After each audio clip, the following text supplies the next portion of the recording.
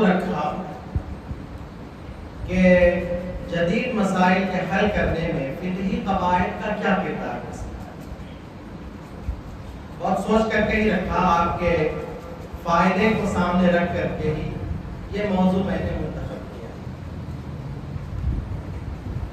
نام میں ہی موضوع کی اہمیت کی طرف اشارہ ہو جاتا ہے. یہ میں اس لیے کہہ رہا ہوں کہ